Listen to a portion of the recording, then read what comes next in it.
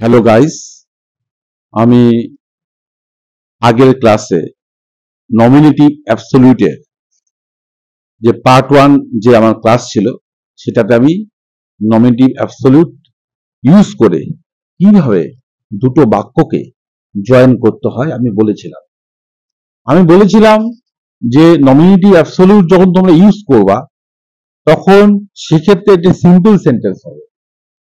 ওই জন্য বলা থাকতে পারে যে join the sentences by using nominative absolute এভাবেও বলা থাকতে পারে join into the simple sentence। যখন বলা থাকবে join into the simple sentence যখন বলা থাকবে তখন তোমরা আগে দেখবে, আমি আগের ক্লাসে বলেছি, আগের ক্লাসটা যদি তোমরা একটু পার্ট 1 ক্লাসটা দেখো তাহলে বুঝতে পারবে যে প্রথম বাক্যটিতে থাকবে কারণ আর দ্বিতীয় বাক্যটি থাকবে ফল। কারণ এবং ফল থাকবে। কারণটা কি? খেলাটা শেষ হলো। আর ফলটা কি? আমরা বাড়ির উদ্দেশ্যে আমরা রওনা দিলাম। তো সেই ক্ষেত্রে কারণ ফল থাকবে এবং দুটো বাক্যের সাবজেক্ট আলাদা থাকবে। দেখো সাবজেক্ট আলাদা, এখানে দ্য ম্যাচ আর এখানে উই। সেক্ষেত্রে তোমাকে তখন নমিনেটিভ অ্যাবসলিউট ইউজ করতে হবে। যদি বলাও থাকে যে join into the simple sentence বলা থাকে তখন বুঝে নিতে হবে যে জয়েনটা করতে হবে নমিনেটিভ অ্যাবসলিউট ইউজ করে। তো এই ক্ষেত্রে আগের বাক্যে ছিল ওয়াজ ছিল। ওয়াজ আমি বলেছিলাম আগের ক্লাসে যে যদি অ্যামিজ আর ওয়াজ ওয়ার থাকে তবে বিং বসবে। যদি অ্যামিজ আর ওয়াজ ওয়ার না থাকে, যদি সিম্পল ভার্বের পাস্ট টেন্স থাকে তখন কি করবে? তখন তোমরা করবে কি যে দা ম্যাচ এখানে ইউজ করবে হ্যাভিং এন্ডেড লিখে কমা দিয়ে পরের বাক্যটা লিখবে যে উই লেফট ফর হোম। এটুকু ক্লিয়ার?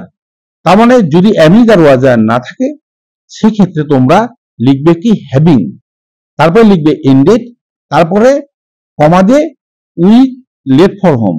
তাহলে কি করলাম আমি? একে নমিনেটিভকে মানে নমিনেটিভ মানে যে কর্তৃকারক, একে কি করলাম? অ্যাবসলিউট করে দিলাম, মানে ফ্রি করে দিলাম। যে কোথা কিসের থেকে? অন্যান্য শব্দগুলোর থেকে। এই যে ended, we left for home, এটাকে আলাদা করলাম কি করে? By using the word having in between the words the man and ended. এটা দেখো দ্য ম্যাচ আর এন্ডেড এর মাঝখানে আমি হ্যাভিং লিখে নমিনেটিভকে আমি ফ্রি করে দিলাম, মুক্ত করে দিলাম। এই শব্দগুলোর সঙ্গে তখন এর কোনো সম্পর্ক থাকবে না। তার জন্য একে বলা হবে যে নমিনেটিভ অ্যাবসলিউট। ওকে, আশা করি আমার এই ভিডিওটি ভালো লেগেছে। যদি আমার এই ভিডিও ভালো লাগে অবশ্যই তোমরা লাইক করবে এবং আমার এই চ্যানেলটি সাবস্ক্রাইব করবে। আমি পরবর্তী ক্লাসে নমিনেটিভ অ্যাবসলিউটের যে পার্ট 3 ক্লাস নিয়ে আমি পার্ট 3 ক্লাসে বলবো যে নেক্সট কিভাবে এখানে যদি এই প্রথম বাক্যটি যদি প্যাসিভ ভয়েসে থাকে সেক্ষেত্রে কিভাবে নমিনেটিভ অ্যাবসলিউট ইউজ করে দুটো বাক্য জয়েন করতে হয়। ওকে, থ্যাংক ইউ।